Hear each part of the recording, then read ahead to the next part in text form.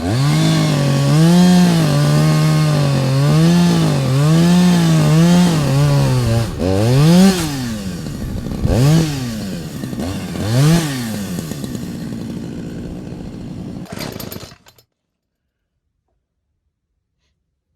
this is Neil.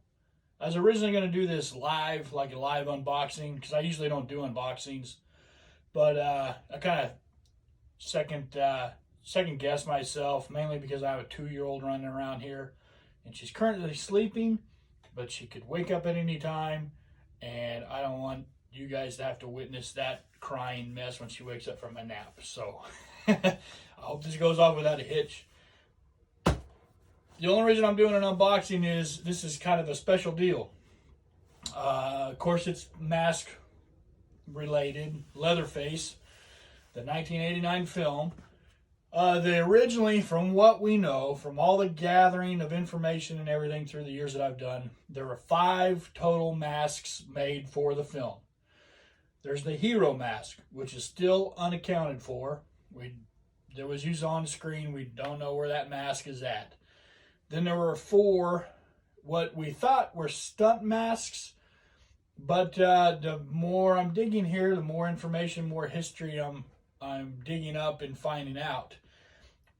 We thought those 4 were all given away to Fangoria for a giveaway. However, I've been told that that's probably not the case.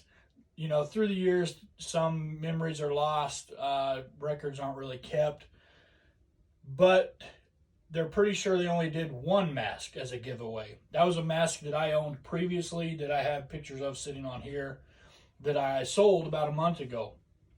I sold it thinking that I would never be able to have my hands on another one. There's another mask running around the States here. I've always been a week or 2 behind it whenever it's changed hands. Honestly, I've lost track of that one. That one I don't know the full history of. There's one in Japan. That one is very close likeness to the hero. For a while, I thought it was a hero until looking at it more, and comparing. I think it was just a really, really complete stunt mask right up until they changed it, because there is things different from that mask in Japan to the hero mask that was used. And then, of course, there was a mask that, like I said, that I owned before, and that was just like a raw pull. That, I believe, was the Fangoria giveaway. This mask came out of nowhere. I had no idea this existed. I thought it existed, but I thought it was more of a Fangoria giveaway. What this has been I've been led to believe what this is, and I've backed it up. It was a gift from K&B Effects, who did all the special effects, who made the mask and everything for the film, which is Robert Kurtzman, Harold Berger, and Greg Nicotero. This was a gift from them, because it is signed by all 3 of them. Direct to Tony Timpone. I think you pronounce his last name. I'm sorry, Tony, if that's not correct. Timpone or Timpone. He was the lead editor of Fangoria in '89, clear up until like 2010 as well. And this was a gift from them to Tony. I contacted Tony to validate all of this, to make sure it is what the other guys claimed it was. And Tony said, yeah, that was, we used to get cool stuff all the time from effects companies to give away.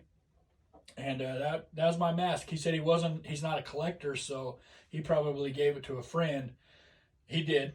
I found that out. He gave it to a friend who sold it to the gentleman who I purchased it from. I had no idea this existed when I had my mask and sold it. Like I said, I thought I had seen the last of it. I'd probably never get my hands on another one.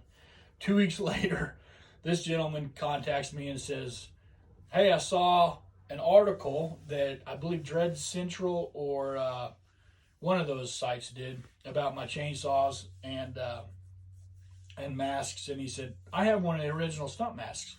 I said, so send me pictures, thinking it might be the one bumping around the States here. And I'd never seen this mask. The other Texas Chainsaw 3 fans have never seen this mask. So that's why it's kind of a special occasion. We're going to unbox it right here, if I don't accidentally cut it. with this giant knife, but I thought it was appropriate. Have a Michael Myers knife opening up a Leatherface mask. A lot of you people out there are cringing. I guarantee it watching me use this knife on here. Let's see if we can. There we go. Okay. He boxed it up pretty good. I will give him that.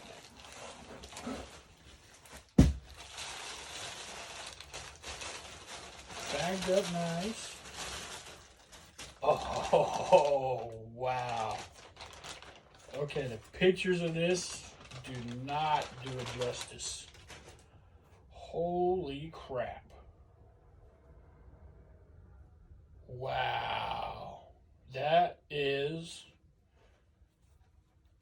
the nicest production made mask that I know in existence. Wow. Wow, that's interesting. Huh.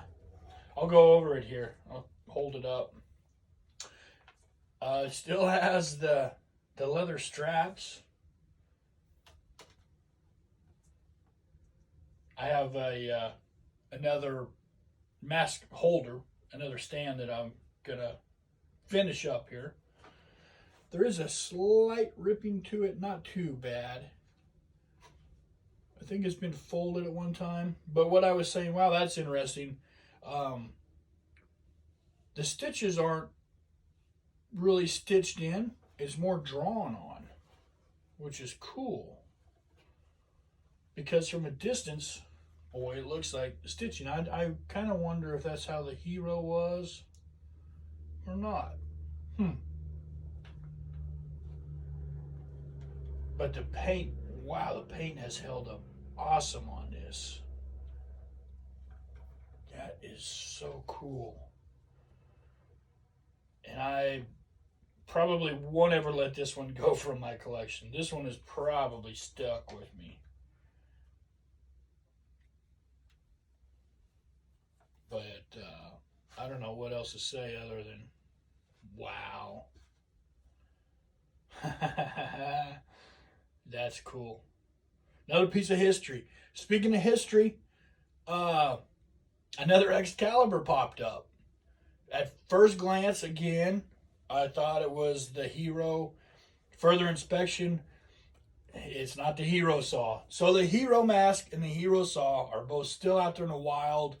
Those are the last two remaining huge, big props that we don't know where they're at. Sally, the doll, you know, we've known where that's at. Grandpa, same thing. We know where Grandpa's at.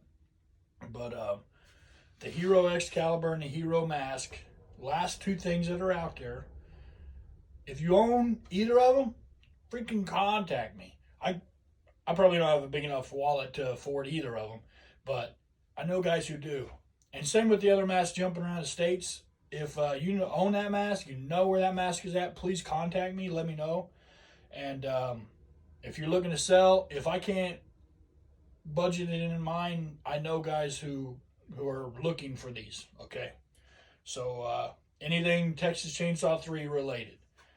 You know, other masks and stuff, usually, you know, I'm pretty good about keeping up on prices on what things are going for. So just shoot me an email, contact me, message. But there it is. I'm going to get some good pictures of this. I'm going to try to not handle it too much because there is a little bit of ripping. It is a 30-year-old mask. But yeah, signed by Greg, Robert, and Harold. That's awesome. So we believe all four masks were signed by different people. The hero we don't know about.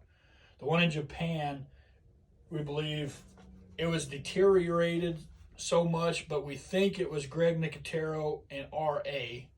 The one I owned previously was signed by Greg Nicotero and Kane Hodder, of all people. And then the other one bumping around the States, the signatures are on it are pretty smudged up. And I'm guessing Greg Nicotero and who knows. But,